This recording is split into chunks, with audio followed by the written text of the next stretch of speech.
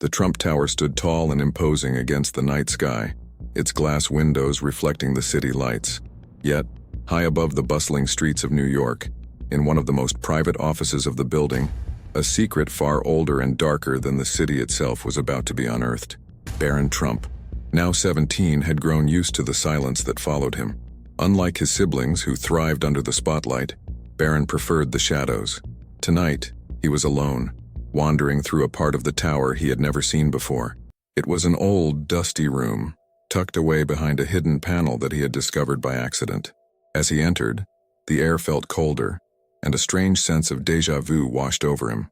His eyes fell on a small, unassuming desk, and there, almost as if it had been left out for him to find, was an old leather-bound diary.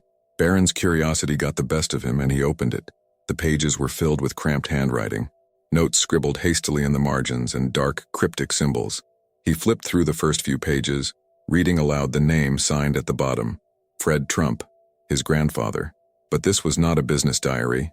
It was something far different.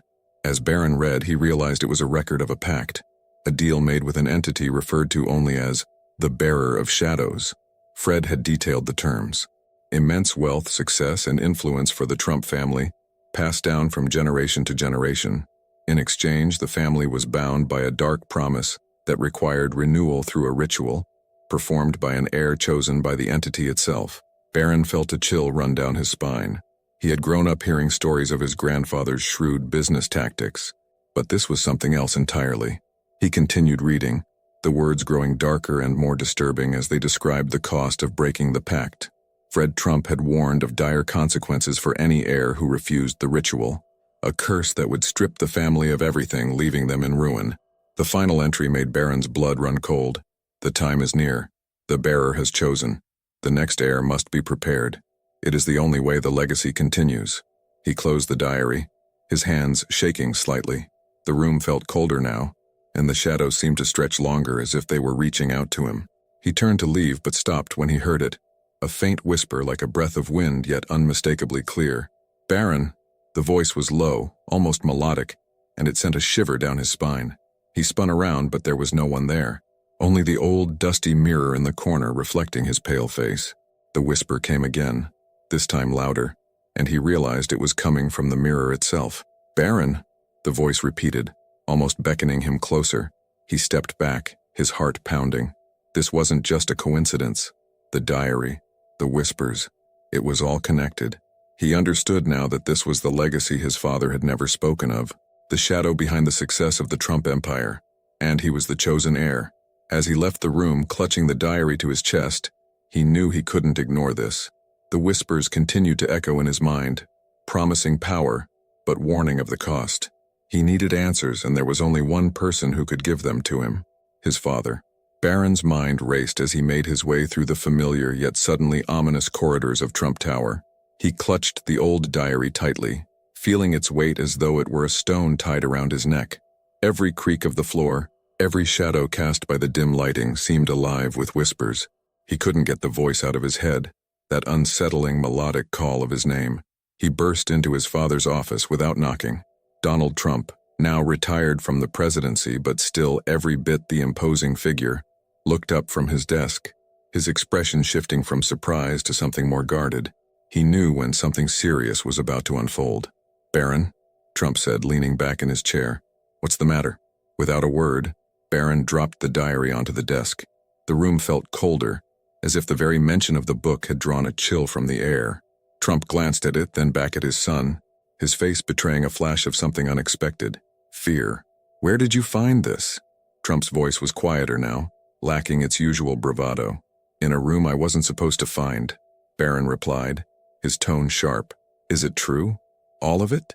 Trump stood, turning away from his son to gaze out of the tall windows overlooking the city. The lights of New York flickered far below, a sprawling reminder of the power he once held. He seemed to age in that moment, the lines on his face deepening. "It's true," Trump finally said, his voice barely above a whisper. "This family's success, everything we've achieved, and it comes at a price." Barron took a step closer, the anger rising in his chest.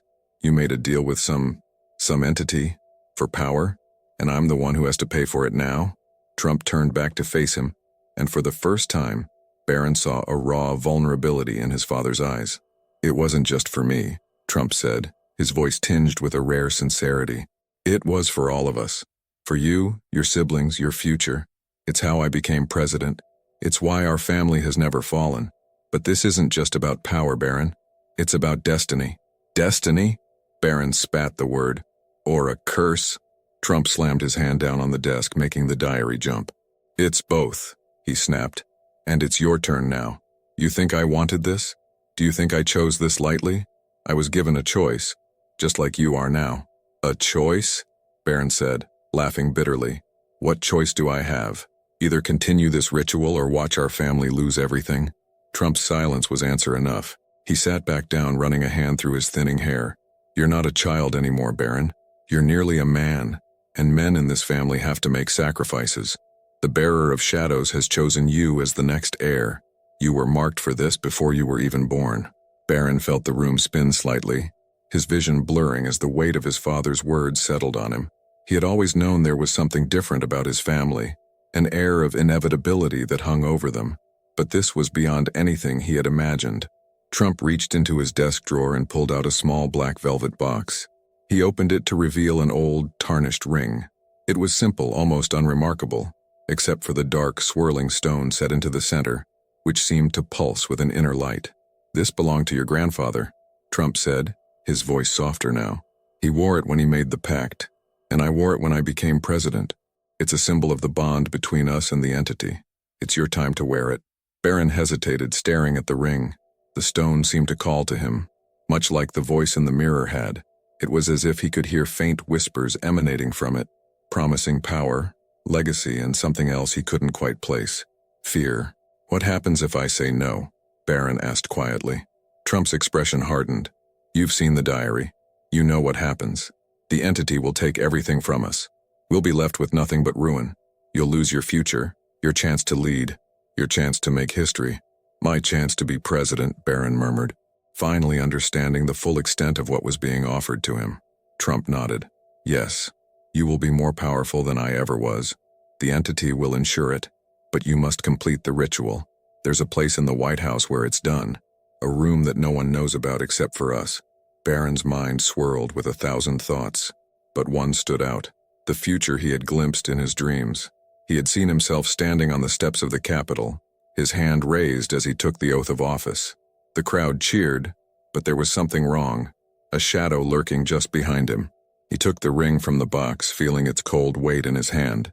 It was heavier than it looked, as if it carried the burden of all the pacts made before him. "When?" Barron asked, slipping the ring onto his finger. Trump's face softened, almost as if he were relieved. "Soon," he said, "when we're back at the White House. I'll show you where it's done. But be prepared. Barron, once you start this, there's no going back." Barron nodded, feeling the ring tighten on his finger, as if it were adjusting itself to him. The whispers grew louder in his mind, a low chorus of promises and threats. He turned to leave, but paused at the door. "Was it worth it?" he asked without turning around. "All of it?" Trump didn't answer right away. When he finally spoke, his voice was filled with a weariness that Barron had never heard before. "It doesn't matter if it was worth it," Trump said. "What matters is that it's done." Barron's thoughts were consumed by the ritual. He spent days in a daze, replaying the conversation with his father over and over in his mind. The ring, now snug on his finger, seemed to pulse with its own heartbeat, a constant reminder of the pact he was about to renew. It was as if the ring itself had become an extension of him, whispering promises of unimaginable power and a legacy that stretched far beyond the confines of any presidency. One night, as Barron lay in his bed, the room plunged into darkness despite the city lights streaming through the window. The shadows danced across the walls, moving in patterns he couldn't quite discern. He closed his eyes, trying to shut it all out, but the whispers returned, louder this time, more insistent. "See what awaits you?" The voice was no longer just a whisper. It had a form, a presence that wrapped around his thoughts like a cold mist. Suddenly, Barron was no longer in his bedroom. He found himself standing on the steps of the Capitol building. It was a vision, but it felt so real that he could smell the rain-soaked concrete and feel the breeze tugging at his clothes. He was wearing a dark suit, the ring on his hand glinting in the overcast light. In front of him, a massive crowd had gathered, their faces indistinct, like a sea of shadows stretching out to the horizon. A man in a black robe, holding a Bible, stood before him, smiling warmly. It was Chief Justice of the Supreme Court, ready to administer the oath of office. Barron felt a wave of triumph wash over him. This was the moment he had seen in his dreams. The moment he would become the President of the United States, cementing his family's legacy for another generation. But as he raised his hand to take the oath, the atmosphere shifted. The crowd's cheers turned into low, guttural murmurs. The sky darkened and the air grew colder, heavy with a metallic taste. Barron glanced behind him, and there it was, a shadowy figure cloaked in darkness, standing just out of reach. The bearer of shadows. It was watching him, its face obscured but its presence unmistakable. Barron's heart raced as the figure stepped closer, the world around him growing dimmer with each step it took. He tried to move, to turn away, but he was rooted to the spot, as if the ring had fused him to the earth. "Your legacy," the figure whispered, its voice echoing in his mind. "Your power, but only if you fulfill the pact." The vision shifted abruptly. Barron was no longer at the Capitol but in the Oval Office. The room was dark, the only light coming from the moon shining through the curtains. He was sitting behind the resolute desk, his hands clasped together. The ring seemed to glow faintly in the darkness. He looked around, but the room was empty, or so it seemed. The shadow moved along the walls, slithering like smoke. It crept closer, pooling at his feet before rising up, taking form once more. The bearer of shadows leaned in, its presence suffocating. Barron felt a cold hand grip his shoulder, the touch freezing his blood in his veins. "You will be great," the voice murmured, "greater than any before you, but the cost is your own." He looked down at his hands, now shaking uncontrollably. The ring had burned into his skin, leaving a dark imprint that pulsed with each beat of his heart. He tried to pull it off, but it wouldn't budge. "You belong to me now," the bearer hissed. "You are mine as your father was before you, as his father was before him." The room began to spin, the shadows closing in around him. He felt himself falling, tumbling through darkness, until he landed back in his bed with a jolt, drenched in sweat. He sat up, gasping for breath, his hands still trembling. The room was silent, but the whispers lingered in his ears, a haunting reminder of what he had seen. He glanced at his hand, and there it was, the ring, still glowing faintly in the darkness. For the next few days, Barron couldn't escape the visions. Every time he closed his eyes, he saw glimpses of a future both magnificent and terrifying. He saw himself giving speeches to adoring crowds, passing laws that reshaped the country. He saw his face on the covers of magazines, hailed as the leader who brought prosperity and strength back to the nation. But he also saw the cost. He saw the shadowy figure standing behind him in every scene, its hand resting on his shoulder like a puppeteer controlling his every move. He saw himself signing documents he didn't understand, making decisions that brought chaos and destruction. He watched as the adoring crowds turned into angry mobs, their faces contorted with fear and hatred. The whispers became a constant, hissing in his ear at all hours of the day. They promised him power, glory, a legacy that would outshine even his father's. But they also reminded him of the price, his freedom, his soul, his very humanity. One afternoon, as he sat alone in his room, Barron stared at the ring, feeling the weight of it like an anchor dragging him down. He knew what he had to do. He needed to perform the ritual, to seal the pact and secure his future. But the visions had shown him enough to know that this was no ordinary deal. It was a binding contract with forces far beyond his comprehension. He took a deep breath, feeling the cold air fill his lungs. He could almost taste the metallic tang of the shadows. He stood up, slipping the ring off his finger for a moment. The whispers faded, but the silence was almost worse. He looked at himself in the mirror, meeting his own eyes. They looked different now, darker, as if a shadow had settled behind them. "It's time," he said to his reflection, slipping the ring back on. The whispers returned immediately, louder than before, guiding him, pushing him toward the next step. He turned away from the mirror and headed for the door. There was no point in hesitating any longer. The ritual would be done, and his future would be decided. The flight to Washington, D.C. felt longer than ever. Barron sat quietly, staring out of the window as the landscape below blurred into a sea of darkness. His father sat across from him, uncharacteristically silent. The tension in the cabin was palpable, and neither of them spoke a word. There was no need to. Both knew what awaited them at the White House. When they arrived, the staff greeted them warmly, but Barron barely registered their smiles. His focus was singular, drawn irresistibly toward a place he had never been before but somehow knew existed. Trump led him through the familiar halls, past portraits of past presidents, their eyes seeming to follow him with a knowing, almost pitying gaze. They stopped in front of a nondescript door at the far end of a corridor. It was an old wooden door, worn and unremarkable, easily overlooked by anyone who didn't know its significance. Trump pulled out a key, old and tarnished, and unlocked it. The door creaked open, revealing a narrow staircase descending into darkness. "This way," Trump said, his voice hushed. He didn't look back as he stepped into the shadows. Barron hesitated for a moment, his heart pounding in his chest. He glanced back down the hallway, half expecting to see someone watching them, but it was empty. He swallowed hard and followed his father down the stairs. The air grew colder with each step, thick with the scent of damp stone and something else, a metallic tang that reminded Barron of blood. The staircase ended in a small, circular room, lit only by the dim glow of a few black candles arranged in a circle on the floor. Ancient symbols were etched into the stone, worn but still visible, pulsing faintly with a dark, sickly light. In the center of the room was an altar, covered with a tattered dark cloth. Trump stepped forward, placing a small ornate dagger on the altar. He looked at Barron, his expression a mix of fear and resignation. "This is where it's done," Trump said quietly. "This is where the pact is renewed." Barron approached the altar, feeling the pull of the symbols on the floor, like a magnetic force drawing him in. He glanced at the dagger, its blade shimmering in the candlelight. It wasn't just a knife, it was a relic, ancient and powerful, stained with the blood of every Trump heir who had come before him. "What do I have to do?" Barron asked, his voice barely above a whisper. Trump took a deep breath. "You must offer a piece of yourself. The blood of the heir seals the pact. The bearer of shadows will appear once the offering is made. You must accept the terms, Barron. There's no turning back after this." Barron nodded slowly, picking up the dagger. It felt cold in his hand, heavier than it should have been. He pressed the blade against his palm, hesitating for just a moment before slicing across his skin. Blood welled up, dark and thick, dripping onto the stone floor. The reaction was immediate. The candles flickered wildly, and the room seemed to contract, the air growing impossibly cold. The shadows along the walls coalesced, forming a single, dark shape that rose up, towering over them both. The bearer of shadows had arrived.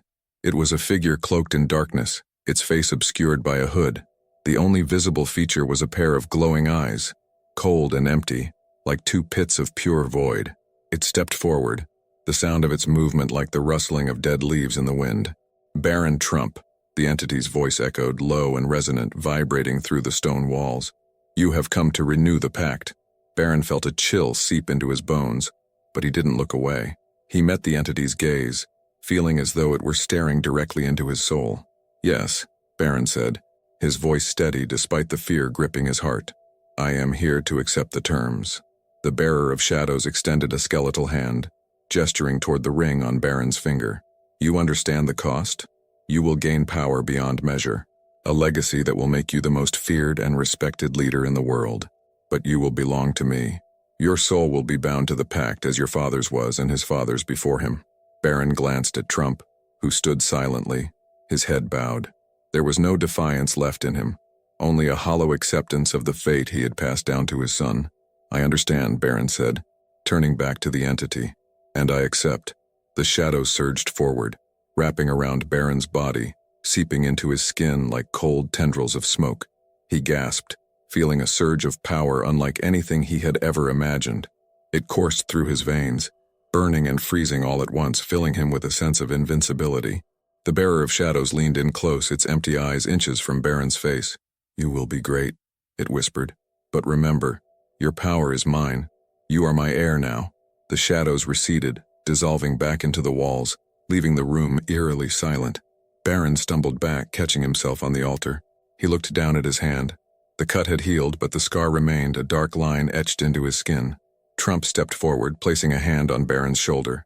There was relief in his eyes, but also a deep, unspoken sorrow. "It's done," he said softly. "You've secured our legacy." Barron met his father's gaze, feeling a new strength settle within him. But beneath it he also felt a cold, hollow emptiness, the mark of the pact, the cost of his future. "Let's go," Barron said, his voice calm. He turned and headed up the stairs, not waiting for his father to follow. There was no need to look back. He had made his choice, and now there was only one path forward. Years passed, and the world watched as Barron Trump rose swiftly through the ranks of power. His charisma was undeniable, his speeches magnetic. He seemed to know exactly what to say to win the hearts of the public and the loyalty of politicians. The whispers of his destiny, once confined to the shadows, became a reality before the eyes of millions. The day of his inauguration had arrived. The sky was a pale gray, heavy clouds rolling in as if nature itself anticipated the monumental shift in power. Barron stood on the steps of the Capitol, dressed in a sleek black suit. The ring, now a permanent fixture on his hand, gleamed ominously under the muted sunlight. He raised his right hand, ready to take the oath of office. The crowd roared with applause, their faces filled with hope and admiration. Barron's smile was calm, confident, yet behind it was a darkness that only he could feel. He glanced to his left where Donald Trump stood, watching with a look of pride tinged with a shadow of fear. They both knew what this moment truly represented, the fulfillment of the pact, the culmination of the dark legacy. As Barron repeated the words of the oath, his voice carried across the National Mall, strong and unwavering. I, Barron William Trump, do solemnly swear that I will faithfully execute the office of President of the United States. For a fleeting second, he felt the cold grip of the bearer of shadows on his shoulder, a reminder of the power that now coursed through his veins. He could almost see the shadowy figure standing just behind him, invisible to the cheering crowd but clear as day to him. When the oath was finished, the Chief Justice smiled, stepping back as Barron took his place at the podium. He looked out over the sea of faces, thousands of people chanting his name. He raised his hands to silence them, and the applause died down almost immediately. It was as if he held the strings of a marionette, and the entire nation was his puppet. My fellow Americans, Barron began, his voice smooth, almost hypnotic. Today we stand on the precipice of a new era. Together, we will reshape this country, rebuild its foundations, and rise to greater heights than ever before. The crowd erupted again, but Barron didn't smile. He felt the weight of the ring on his finger, the whispers growing louder in his mind. The bearer of shadows was there, listening, watching, its presence a constant reminder of the price he had paid. He continued his speech, promising prosperity, security, and unity. Every word felt like it was being fed to him, guided by an unseen hand. He spoke of power and strength, of a future where America would dominate the world stage. The people cheered, but Barron felt a deep, hollow emptiness growing inside him, a void that no amount of applause could fill. As he finished, the final words of his speech seemed to echo with a darker meaning, heard only by him and the entity that now shared his soul.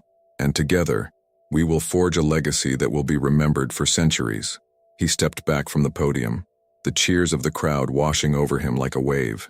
He turned and walked down the steps, shaking hands with the dignitaries lined up along the way. When he reached his father, Donald Trump pulled him into a tight embrace, whispering into his ear. "You did it, Barron," Trump said, his voice thick with emotion. "You've secured our place in history." Barron pulled back, meeting his father's gaze. "At what cost?" he asked quietly. Trump's smile faltered, but he said nothing. He knew the answer as well as Barron did. They entered the White House together, the doors closing behind them with a final, echoing thud. Barron felt the chill return as they walked through the halls, the familiar weight of the shadows pressing in around him. He made his way to the Oval Office, leaving his father and the other aides behind. The room was empty, the resolute desk standing in the center, a symbol of power that had now become his. He sat down slowly, running his fingers over the smooth wood. The whispers returned, louder than ever, filling his head with a cacophony of voices. He squeezed his eyes shut, trying to block them out, but it was no use.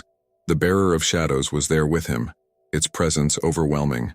"You have done well," the voice hissed. "The power is yours. But remember, it comes with a price." Barron opened his eyes and looked at his reflection in the polished surface of the desk. The face staring back at him was his own, but the eyes were different. They were darker, emptier, filled with a shadow that hadn't been there before. He leaned back in the chair, taking a deep breath. He had everything he had ever wanted: the presidency, the power, the legacy.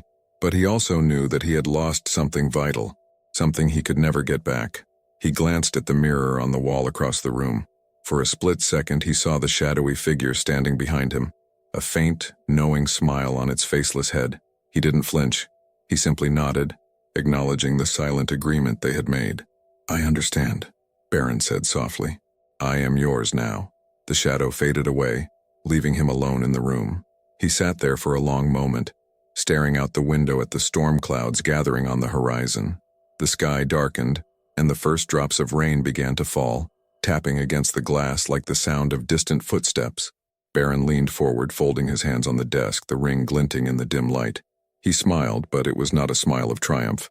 It was a smile of acceptance, of understanding. The legacy had been secured, but the cost was his soul. And there, in the darkness of the Oval Office, the whispers continued.